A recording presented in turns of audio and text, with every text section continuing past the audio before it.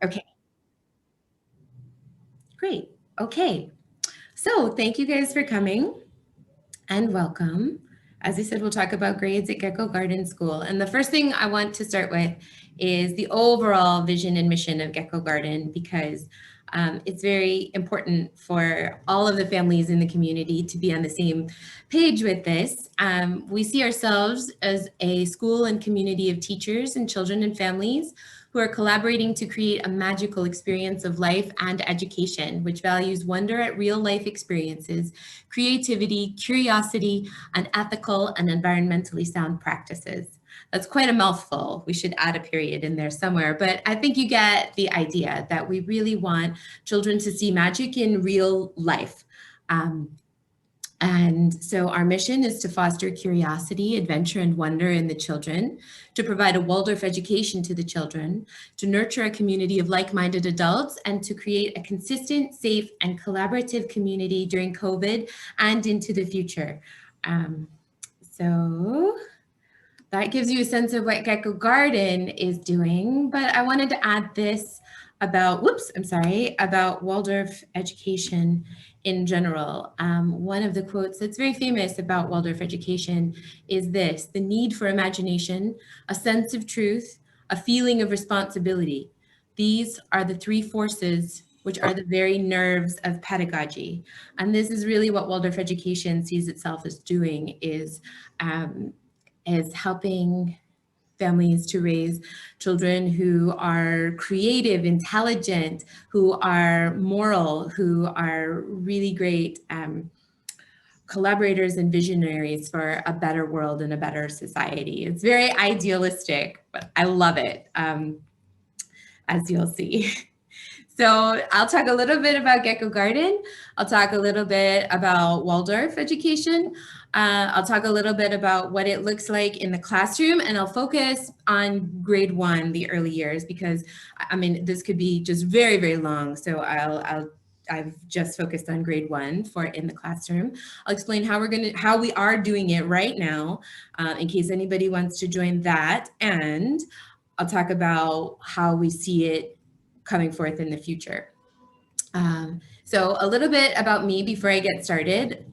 I think everybody knows me, but maybe you don't know my background, where I'm coming from. So I wanted to just tell you that in addition to, so Mary and I are the co-founders of Waldorf Education at Gecko Garden. It was Mary's vision that brought that curriculum, and I have been a collaborator in actualizing it and bringing it into being.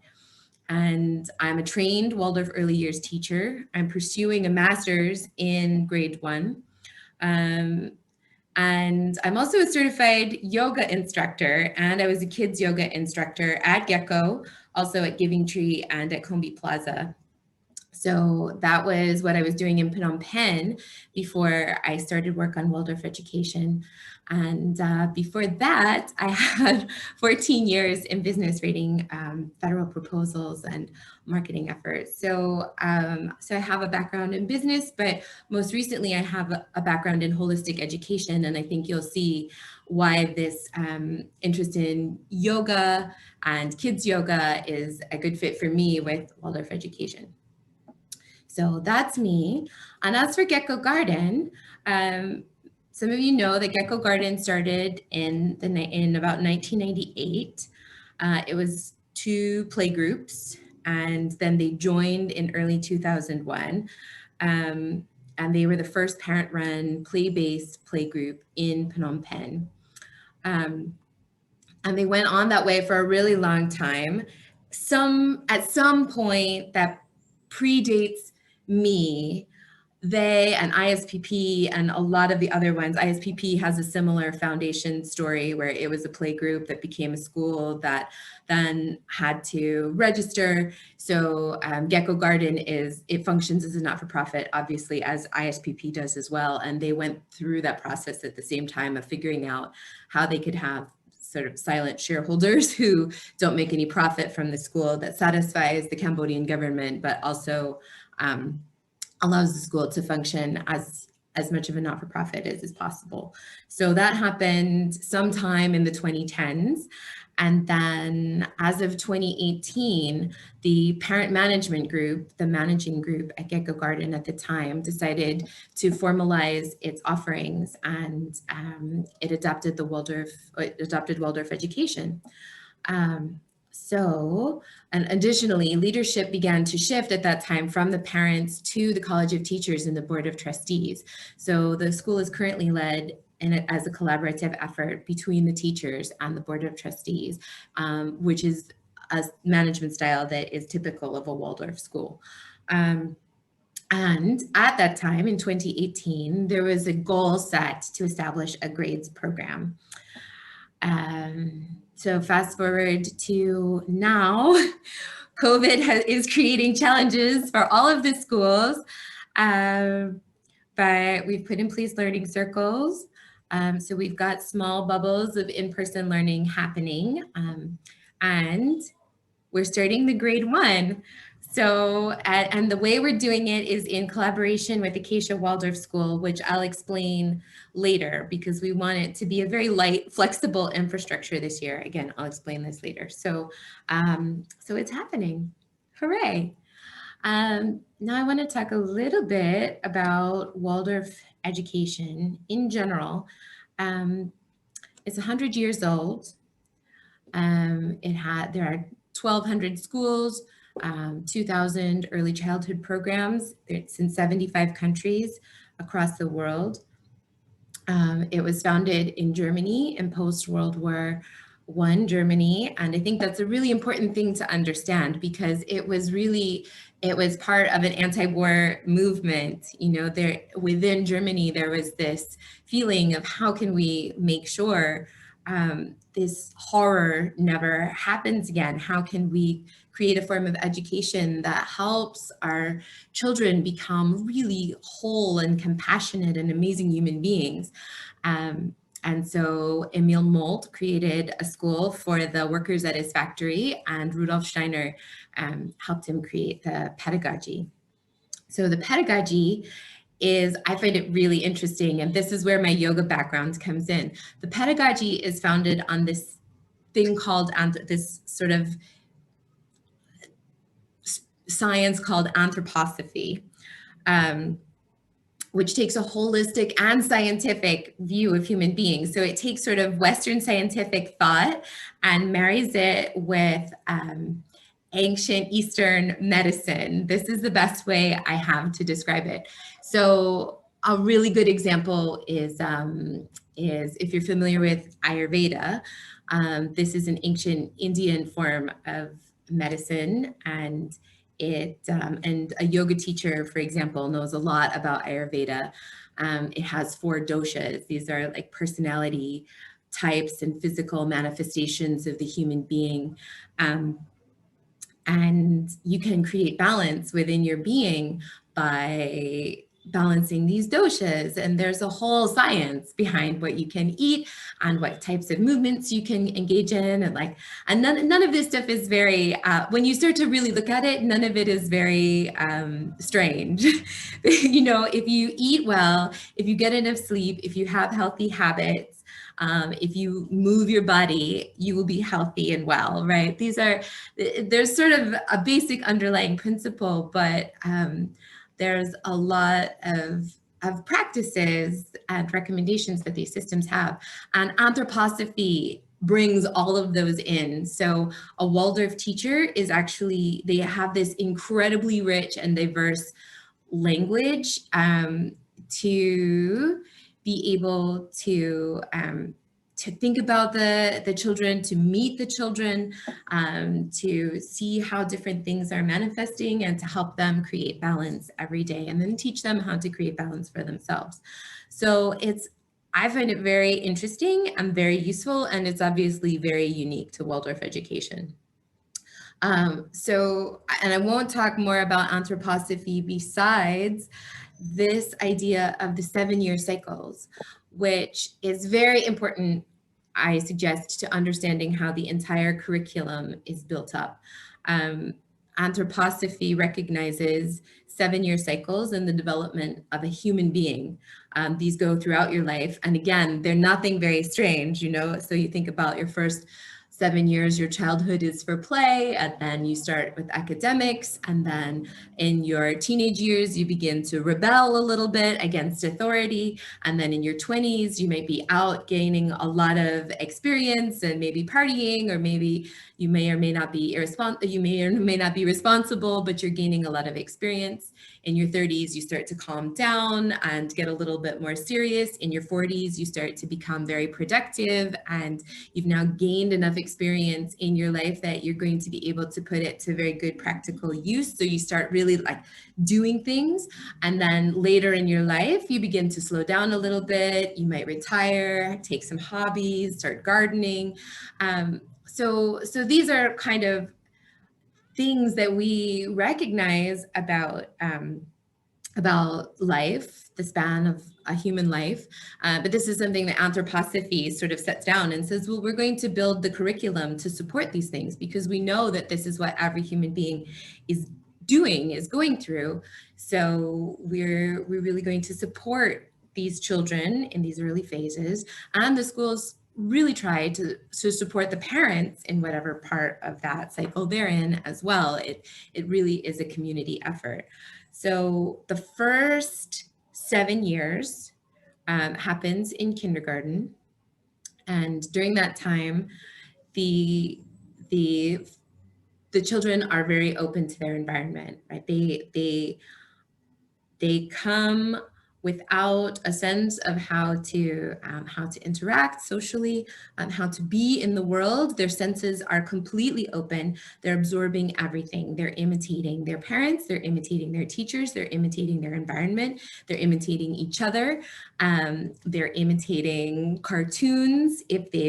If they're exposed to cartoons, they're imitating video games. If they're exposed to video games, they're completely open, and everything is being input. So the Waldorf kindergarten makes a lot of effort to input very beautiful things, and with the general theme that the world is good. We want children to feel like the world is a really good place.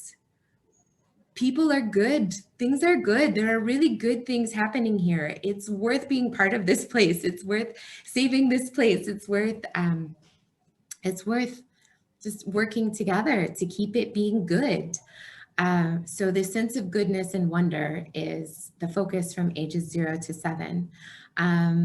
And then at about 6.5, 7 years old, there's this transition, and there are a number of physical indicators at this transition, as well as social and emotional indicators that a child is leaving this first 7-year phase of their development, and their physical body has formed.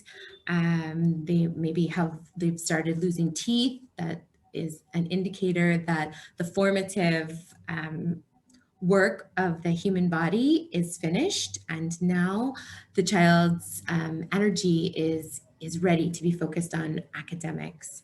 And then the grades for the next 7 years, from ages 7 to 14, then support the child in this more feeling life that they start to come into. They enter this phase of feeling things deeply, understanding that they are a unique being, starting to form relationships, feelings about themselves, self-esteem, forming relationships with other people, forming relationships with authority. So all of those things are very carefully thought out in the grades, with the idea that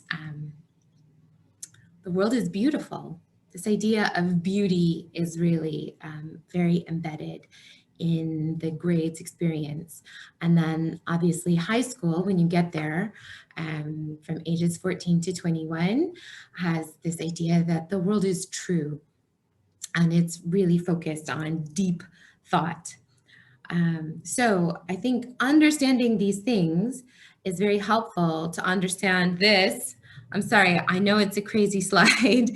It's crazy to look at as a slide, but this is the entire curriculum laid out. And if you look at the bottom, it's in the 7-year cycles. So if you look at the bottom, this is the first 7 years with the theme that the world is good. And it's really focusing on music, speech, um, man and nature, and thinking, kind of counting. There are some very, very early kind of academics in there.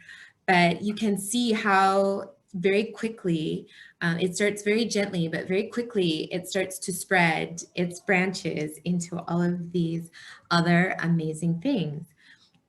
So by grade 1, there's more formalized music instruction.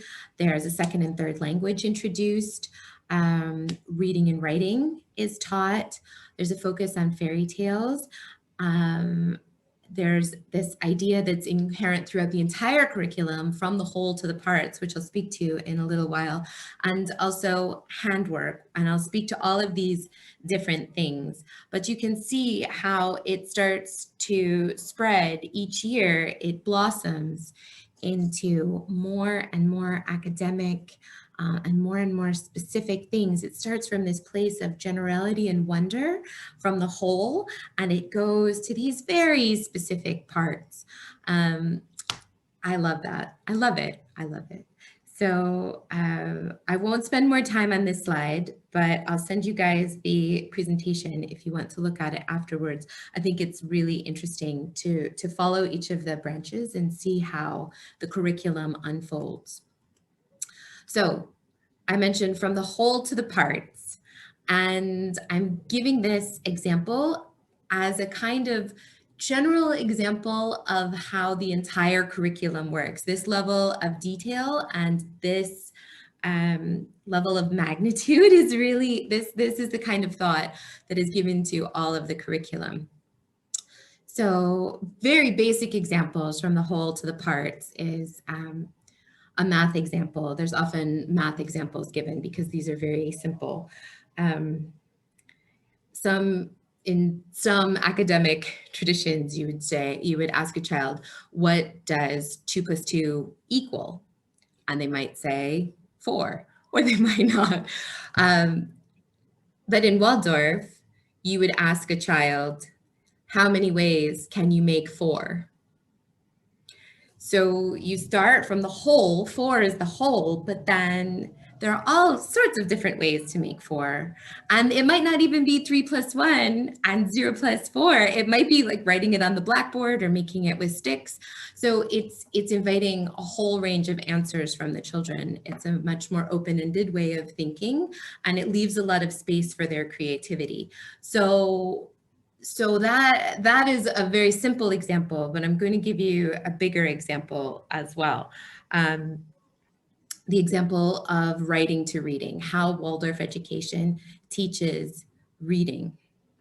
So Waldorf education teaches reading in a way that follows the entire arc of language.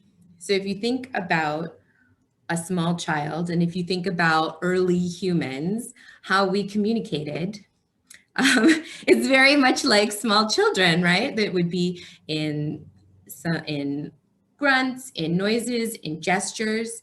And you can imagine there's varying degrees of social success. You can probably, all of you are parents, you can probably guess how this particular interaction ended, right? Because these particular human beings were not socially advanced enough to be able to ask and communicate with each other about how they were going to share those French press components, and it ended unsuccessfully. But if you think about that being the beginning of language, where has it gone and how has it come to be what it is today? Well, language was developed, and there was this rich tradition of oral tradition, right, of stories, storytelling. You think about ancient Greece and all of the amazing myths, ancient India, the Vedas, they were memorized. You know, these epic stories were memorized and passed down from teacher to student through generations and centuries. Um, so for the longest time, language and stories and information was oral. But these stories were amazing. They were so good. People really wanted to be able to remember them. They wanted to share them more broadly, and they wanted to be able to save them for posterity. So writing was developed. Um, and then, as a purely mechanical afterthought, if you have something written down and it's an amazing story, you have to be able to read it back to unlock the information that is captured in the writing.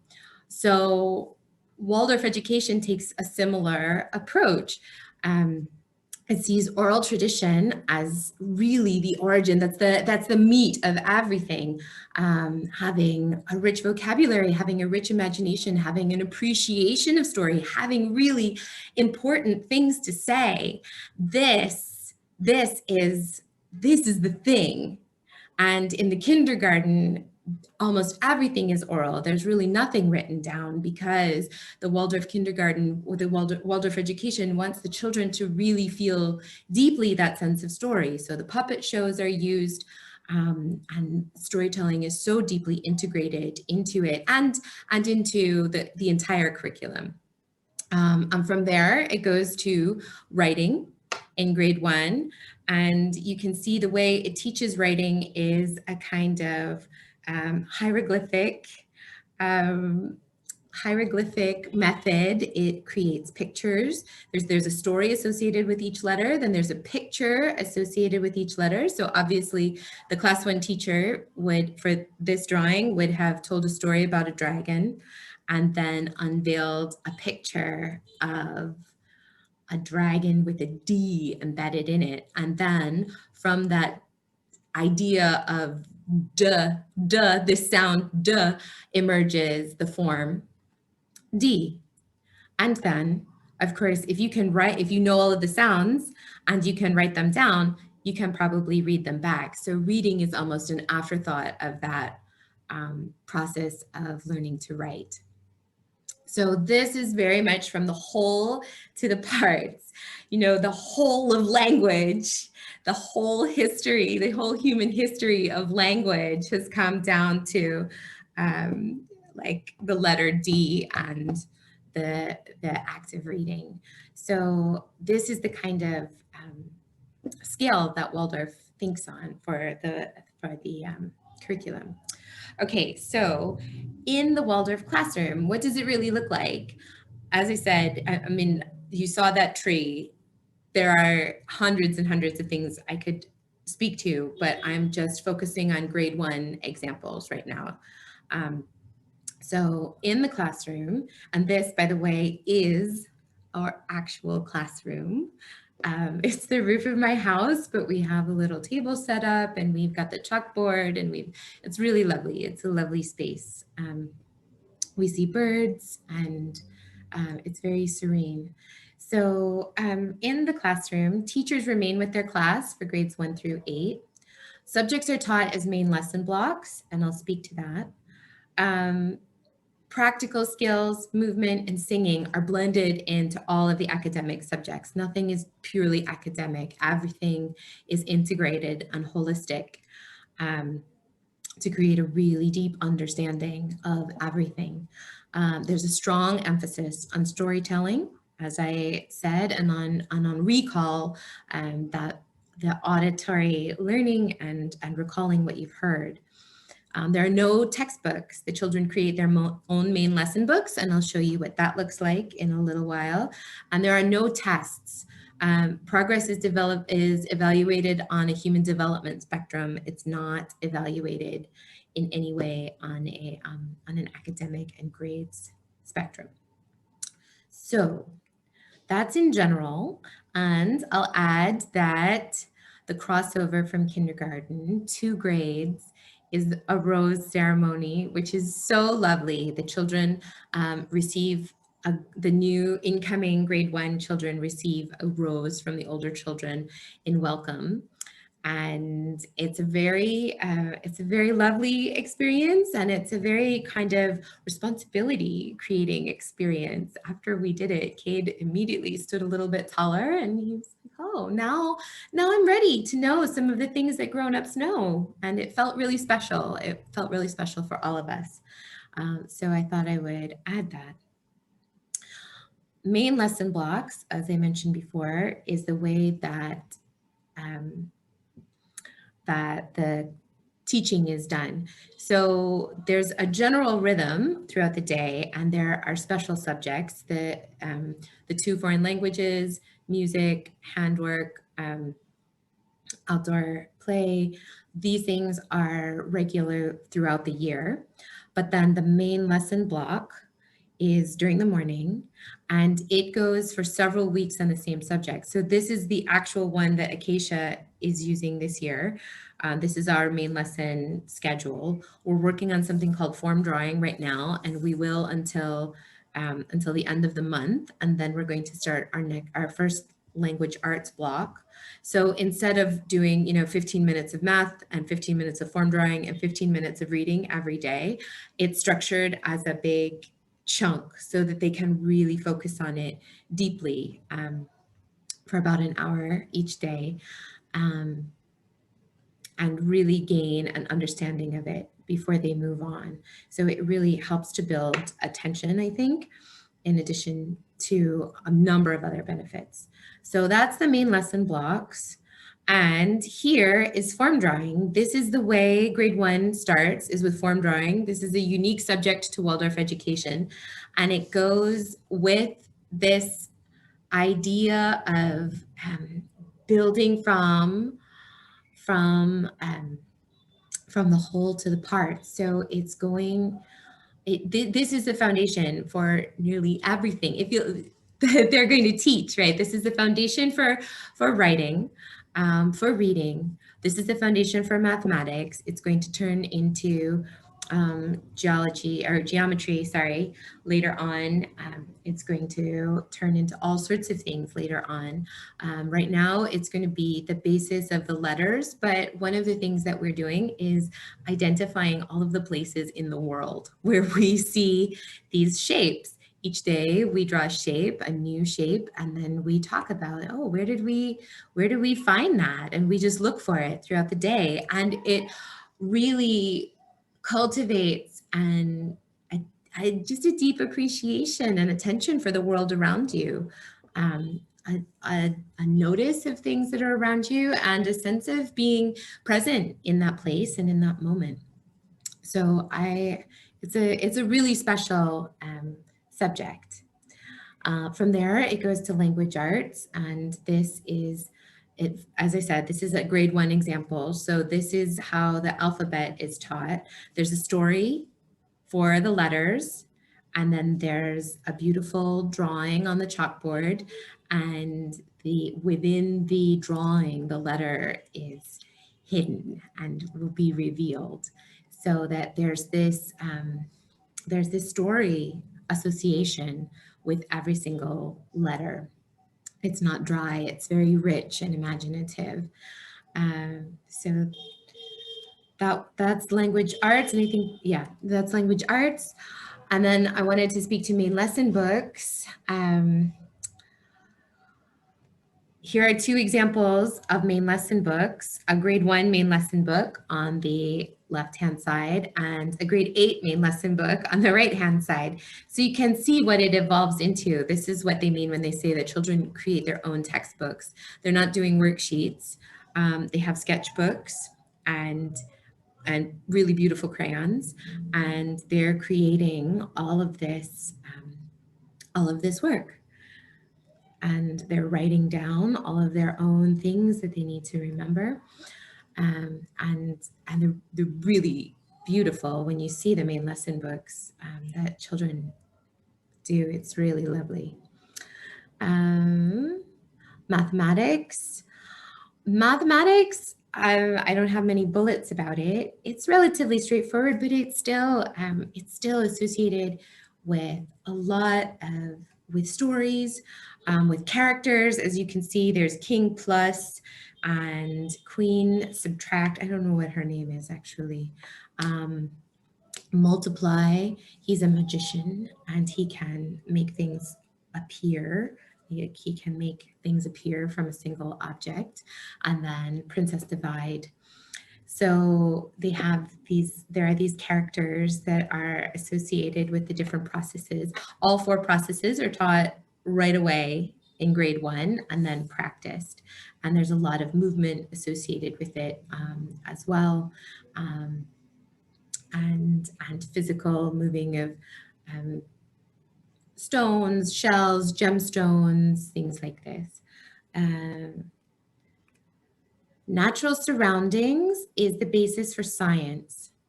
And in the early years, it is really focused on experience of the world, experience and observation of nature, and appreciation for nature, caring for nature, feeling like you are a part of nature. There's a weekly nature walk, usually on Fridays. There's always a garden that is maintained. And depending on the space, depends on the degree of garden that can be created. But the idea is that the children would grow at least some of the food that they eat. They would grow some medicinal herbs. They would harvest seeds and use them for their planting the following year so that they have a sense of the life cycle of everything that surrounds us. And they are observing things so deeply that this becomes the basis for all of their questions and all of their wondering as they go from this whole of this amazing nature to the parts, the scientific parts of the atoms that make it all happen, and the chemical processes and the physical processes that make all of this possible around us. They have this really deep experience for it, wonder for it, and appreciation of it when they go into these more deeply scientific studies later on. Movement and play. This is a really big part of what Gecko Garden does at the preschool and the kindergarten, and it becomes important. It stays important throughout the child's life. Let me let Rady in. Hey. So it stays important throughout the curriculum and throughout the child's life. And every effort will be made to really provide options for the kids to keep building up their bodies and building up their play within Phnom Penh, which I know doesn't have so many options, but we're always on the lookout for them. Music and art is a really big part of the curriculum. It remains a big part of the curriculum. And by grade 1, they start to play a little pentatonic flute. So they start to create music on their own. And they are still doing wet on wet watercolor painting, but now it has a lot more focus on the properties of colors, the feelings of colors. There are any number of scientific studies that you are probably familiar with on the marketing advantages of different colors, right? McDonald's uses red and yellow on purpose because it makes you hungry. Blue is known to be very calm. Green is very natural. If you were going to build a spa, you may choose green. So we all know about these properties, of colors.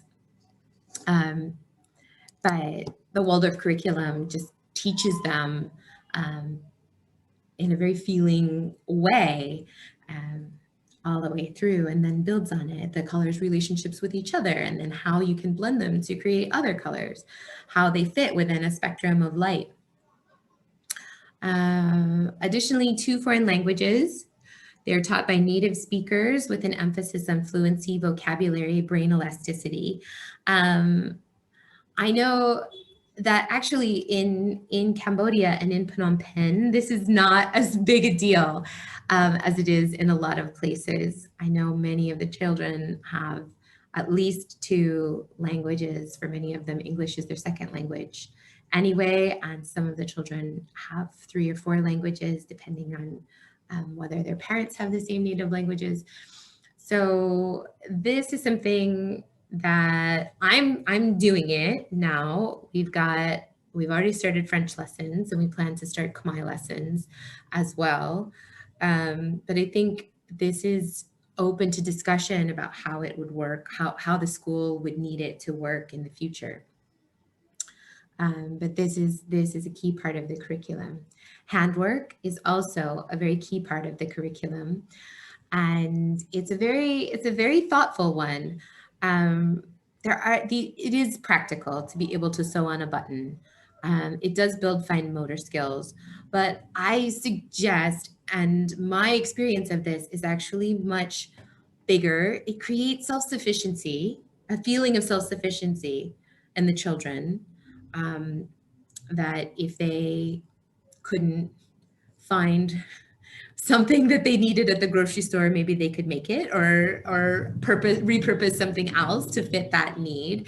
But beyond that, it really making something themselves, knitting something or making something that they use every day in their practical life gives them a really deep appreciation for the effort that it takes to make things. And it gives them this idea that people make things. You know, Kate and Ainsley ask me all the time, they'll pick up something and say, you know, who made this? Who made this thing? Who made your phone? It's like, well, people in China who I've never met. Actually, some of the questions are really challenging to answer, but some of them are, well, I made it for you, or the lady who works in the shop on Street 240 made it. So this a really deep appreciation for it and understanding the effort that goes into things. And when I extend that then, and I think about adults who are used to just going to the store and buying things, and what their problem solving capacity will be, like what an engineer is going to be capable of, who just goes to the store and buys what they need, versus an engineer who spent their childhood making things and figuring out, like, oh, well, this can do this, or it could do this other thing, and are really creative and flexible in their thinking in that way. I think there's just so much, right? It does so much. So what are the benefits of learning this way? Well, I think that's one of them, that kind of creativity, imagination, and openness to possibility, always looking at 4 and saying, how many ways can I make that, instead of just saying 2 + 2 is 4. It's always 4. It just, every time it's 4. What can you do? It's 4. Just really, the possibility is really alive, that it could be more than 4. It could be anything. Waldorf kids often have extensive vocabularies and storytelling capacities. As I said, the emphasis on storytelling is really, really a gift for the children. I've been seeing articles more and more about how important storytelling is, especially in marketing or in any kind of business, in any effort that you're doing. If you want somebody to understand the work that you're doing, you have to be able to present it as a story. So being able to see the stories in the world around you, I think, is an amazing, amazing gift that will only become more relevant, especially as things go to more and more to social media, as your story has to be, 2 minutes long, or it will lose the attention of your audience. How do you tell a great story in 2 minutes? I think that this is going to be a really important skill. There is really strong academic component to it, and it is so integrated into observation and experience that it lives very, very deeply. If you spend some time with that curriculum overview graphic, I think you'll see how very academic it is. Waldorf kids are self-confident socially collaborative. Um, they are Renaissance people. That's a phrase we have in English. I don't really know how to translate it, but this idea that they're just really good at everything. They have these evenly developed capacities. They are really smart, but also they're artistic, they're creative, they're physical. They are evenly developed across all of these areas. Um, and always interested and curious in the world. Waldorf kids look at the world and see beauty and potential. I guess that really goes back to the beginning, this idea that they see the potential and the wonder in the whole. Um, so those are some thoughts about it, and it's happening right now, this year.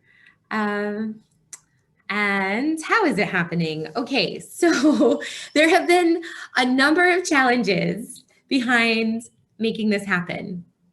The fact that schools are closed, big challenge. um, Gecko Garden is still here and doing as best as it can. But it, like most schools, does not have any funds to invest in hiring additional faculty, um, in renting a facility, in any sort of administrative and legal expansion, registering it with the government. Um, there's no funds for those things. And plus, we don't really want to do those things right now. We would like this to be light and flexible and for it to be able to operate no matter what is going on with COVID. So we felt like it should be more of a parent initiative right now. It should not be legally registered as the Gecko Garden grade 1, because then anytime Gecko Garden is closed, it has to close. So we would rather just have it be a little bit more flexible. And yet it still needs administration, and I still value collaboration. So what we ended up doing was partnering with Acacia Waldorf School in the Philippines. They're 1 hour ahead of us. They have been here for 18 years. They have a full faculty of Waldorf teachers and specials teachers, grades teachers. So and the Philippines is also online this year. So they've really very thoughtfully organized their curriculum to put it online. So what we're doing is registering at Acacia.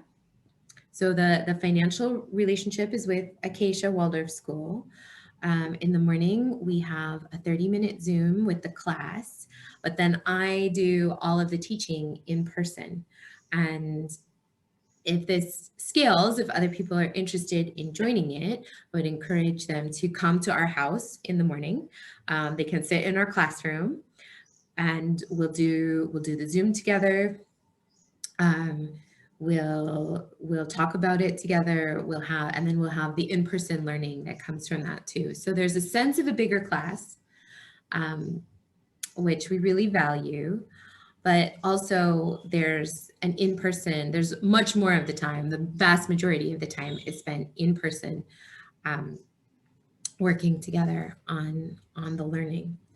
So that's the model this year. And then, and here it is so far. Let's see.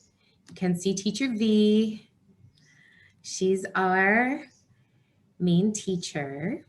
And then we have some specials teachers as well. We're collaborating with Gecko Garden Learning Circles. There's a learning circle that will be hosted at my house as well. So there's another kind of component of in-person learning with it. The grade 1 instruction is separate. We have our own space. We're going up to the classroom, which is on the roof.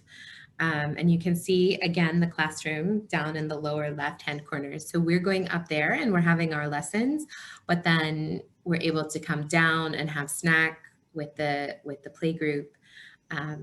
We'll be able to have lunch with the play group when Gecko is really up and going. So there's still an in-person, there's an there's a Zoom class, there's an in-person class. Um, Snack and lunch is from Healthy Kids Kitchen.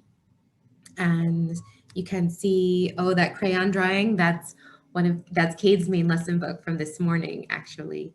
Um, he's drawing lemniscapes. And okay, there's Acacia Waldorf School.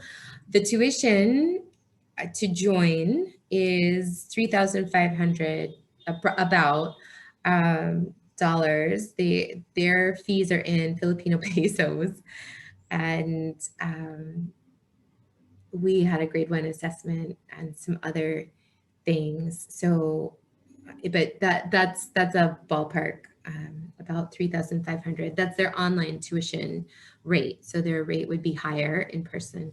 And then in addition to that, there are costs associated with lunch, language teachers, if that's something that anybody wanted to participate in. I think that's kind of optional this year, depending on the family and what how they want to do it, the value they think that adds, and then supplies and any kind of activities as we get going on, like fly and other things that the kids would do together. Those will obviously be not included in that tuition fee. So that's what this year looks like. But what does it look like in future years? I mean, maybe this it really depends on COVID, right? So the plan for next year, the hope is that we really would have it be an in-person class. We want to hire a dedicated teacher, because the teachers go with the grades. In theory, I would be the grade 2 teacher next year, and we would hire a grade 1 teacher, a Waldorf teacher, and bring them in. We would need to locate a suitable facility, but what that facility looks like, I think, will depend both on COVID. Do we need to keep it sort of flexible and quiet, or can we really like rent a space and put our logo on it and call it our location? I think that we're still waiting to see, right, how all of this plays out. And additionally, affordability. The number of families who are interested will affect the fees and the rates, and we would want to scale the initiative accordingly so that it was really so that everybody's getting a great experience, but it's affordable for everybody. I estimated costs just sort of like at 7,500, and I didn't tell Silvana that number before I told you guys. So it is not a fixed number, but it is based on general idea of cost and assuming 5 families who are interested. So and then that gives you a sense. That's priced at around Giving Tree. So yeah, that's what we're thinking for next year. And then what's the timeline for deciding what to do? For the current grade 1, the timeline is really as soon as you're ready, because the Philippines, they have a different school year. Their hot months are from, I think, April until the beginning of July. And then as the weather cools down, they start in mid-July, which really took me by surprise. I don't mind telling you. So they're in session right now. And if you want to join us, you're welcome to join us. They said that they are open to families joining at any point during the year. So that was great news.